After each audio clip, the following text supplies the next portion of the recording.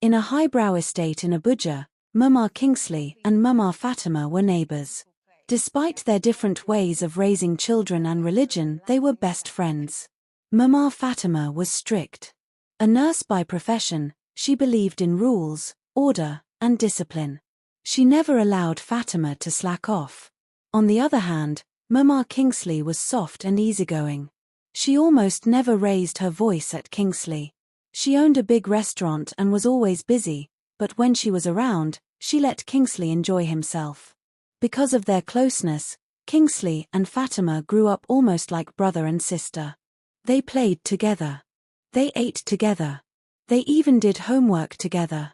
But one evening, something happened that would change their friendship forever. It began at the dinner table. "Mummy," Kingsley's small voice broke the silence. "Yes, my dear," Mama Kingsley answered, sipping her juice.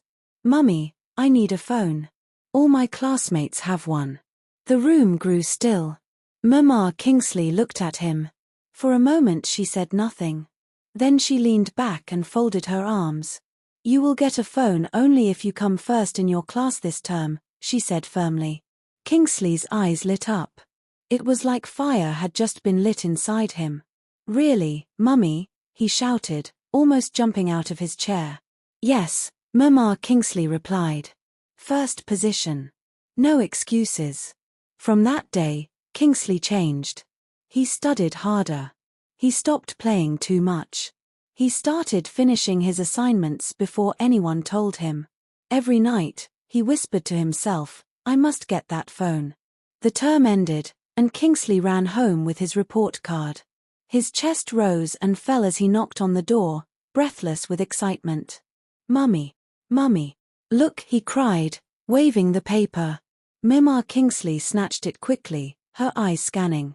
And then, her face broke into a wide smile. "You came first." "Oh, Kingsley," she shouted, hugging him so tightly that he almost choked. True to her promise, she bought him a brand new iPhone and a laptop. The boy was overjoyed. He carried the phone everywhere, while in the toilet, eating, even while brushing his teeth. It was like the phone had become part of him. Soon, it was no longer about just games and cartoons. Kingsley began to explore more. Sometimes Fatima sat with him, and they would giggle as they tapped on the glowing screen, discovering new things. One hot afternoon, when both parents were away at work, Kingsley looked at Fatima with a mischievous grin. "Let's check something new today," he whispered. She hesitated. "What if Mummy finds out?" "She won't," he said, shaking his head. "She's at the hospital. My mummy is at the restaurant. Nobody will know." Fatima's heart beat faster, but she followed him. Slowly, he unlocked the phone, his thumb trembling with excitement. That was the day everything began to change. What they saw on that screen would test their innocence, their friendship, and their lives in a way no one could imagine. The house was very quiet that afternoon. Mama Kingsley was at her restaurant, shouting orders at her workers. Mama Fatima was at the hospital, rushing from one patient to another. But inside the estate, in Kingsley's room, two children sat with their eyes fixed on a glowing screen. Kingsley's little fingers kept scrolling. His face looked curious, but also nervous. Suddenly, he stopped. "Wait," he whispered. Fatima leaned closer. "What is it?" There was an unfamiliar icon on the phone. Kingsley's eyes widened. Slowly, like someone opening a secret box, he tapped it. The screen changed. Strange pictures filled the phone. Not cartoons. Not games. Not schoolwork. Something else. Something they had never seen before. Thumbnails of adults. Videos of adults. Doing things that made no sense to them. Kingsley's heart beat fast, but instead of closing the app, he pressed play. The video started. Both of them gasped. What are they doing?" Fatima whispered, her small hand clutching Kingsley's arm. Kingsley frowned, his voice shaking. I think it's something only grown-ups do." They sat frozen, faces full of confusion and curiosity. The video ended. But instead of locking the phone, Kingsley clicked on another one. And another. The more they watched, the more uneasy they felt. Yet something inside kept pulling them in. Kingsley tapped her shoulder. "Don't tell anyone about this," Kingsley whispered, his eyes darting around the empty room as if someone could hear them. Fatima wanted to tell her mother. Her heart screamed, "Say something." But she remembered how strict her mother was. She imagined the heavy punishment. She stayed silent. That night, she sat alone in her room. She thought of the video. Her head was full of questions she couldn't answer. From that day, things changed. Kingsley and Fatima no longer ran outside to play. They no longer laughed over homework. Instead, they would wait until the house was empty, then lock themselves inside Kingsley's room. The curtains drawn. The phone glowing. The forbidden videos playing. Day after day, the secret grew darker. One afternoon after school, Fatima bit her lip and asked softly, "Kingsley, do you think it's bad that we watch these videos?" Kingsley smiled, trying to act brave. "No, it's just videos. Nothing bad." But his eyes betrayed him. Deep down, even he wasn't sure. Fatima thought of telling her mother again.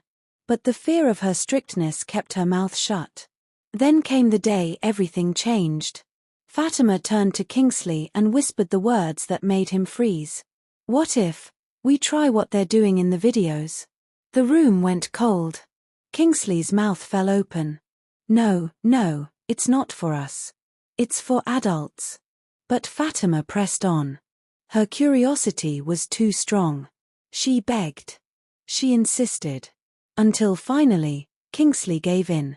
Their hearts pounded with fear. They tried. It didn't go as they imagined. A sharp cry escaped Fatima's lips. "Stop," she screamed.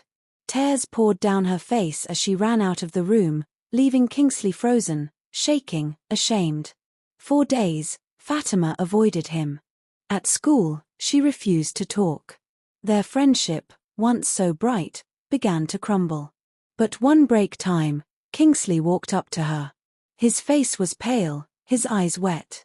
"I'm sorry," he whispered. "I regret what happened. It will never happen again." Fatima nodded slowly, though her heart was heavy. Yet, after many days, her curiosity returned. One quiet afternoon, she turned to him again.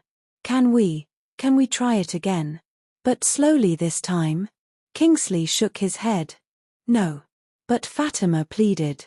She begged until his resistance broke. One day after school, he followed her home. They ate lunch in silence.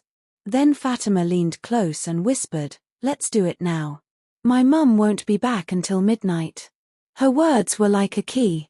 They tiptoed into her mother's bedroom. Fatima locked the door with trembling hands. The phone glowed again. Their hearts pounded. They were about to press play when... Bang! Bang! Bang! "Fatima! Why is this door locked?" It was Mama Fatima. Her voice was sharp. Her footsteps heavy. She had returned unexpectedly. She had forgotten her international passport. Kingsley and Fatima froze, their bodies stiff with fear. The knob rattled. The banging grew louder. "Fatima, open this door right now." Fatima's hands shook as she fumbled with the lock. The door swung open. Her mother's eyes darted into the room. She looked at their faces. Something was wrong, terribly wrong. Why do you both look like that?" Her voice trembled. Fatima stuttered. Her lips opened, but no words came out. Her mother's sharp eyes grew colder. She could sense a secret. The air in the room became heavy, as if the walls themselves knew what had just almost happened. The room was tense. Mama Fatima's voice was sharp. Her eyes blazed like fire. "Start talking now, or I will beat you both and ground you forever." Kingsley and Fatima looked at each other. Their lips trembled. Their little hearts raced like drums. At first, they kept quiet, but her eyes grew fiercer. "Talk," she shouted again, slamming her hand on the wall. Tears rolled down Fatima's cheeks. "Mummy, we are sorry." Her voice cracked as she pointed at the phone. We We watched videos. Adult videos. Kingsley bowed his head, his whole body shaking. We only wanted to know what they were doing. We tried to copy them. But it hurt Fatima. We didn't understand. Mama Fatima froze. Her heart sank deep into her chest. She stood still, her hands pressed on her head. It felt like the ground had disappeared beneath her feet. Her mind screamed, "How did this happen? How could my child not come to me?" A wave of guilt swept over her. Ever since her husband died, she had buried herself in work. She had become so strict, so harsh, that Fatima never felt safe enough to talk to her. Her eyes filled with tears, but her anger was still heavy. She grabbed her phone and dialed. "Hello, Mama Kingsley? Come home now. We must talk. Now." Minutes later, Mama Kingsley rushed in, still wearing her apron from the restaurant. "What happened?" she asked, looking worried. Mama Fatima's voice cracked with fury. She pointed at Kingsley. "This is your fault. You bought him that phone. Look what it has done to our children." The two women's voices clashed like thunder. "Don't blame me alone," Mama Kingsley shouted back. "They are both children. They were both involved." The quarrel grew louder. Words flew back and forth like sharp knives. The children stood frozen, too scared to breathe. Finally, both mothers fell silent. Their anger softened into pain. They sat down, breathing heavily, staring at the two children whose innocence had been broken. "What do we do now?" Mama Fatima asked in a weak voice, her hands trembling. Mama Kingsley sighed deeply. "We must talk to them. We must explain. And we need help, maybe a therapist. But most of all, we need to be there for them."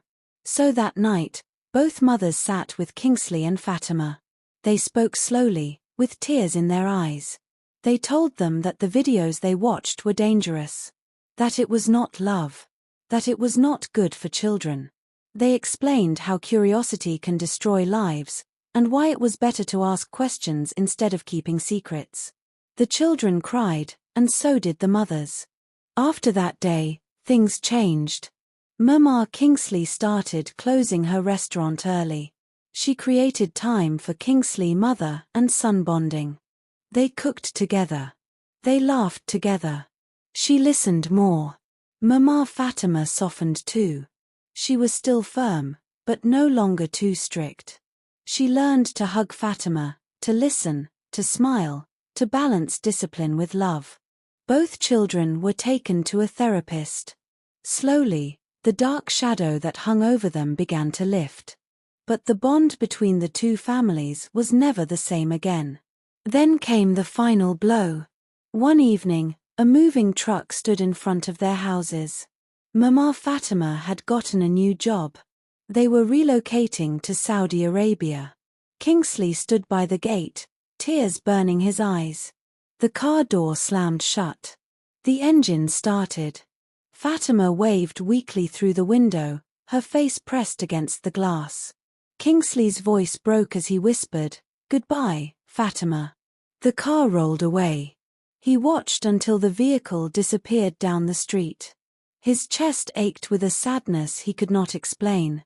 And just like that, the friendship that once felt like family was gone. Parents, take note, always pay attention to your children, even when you are busy. Teach them about the dangers of certain content online.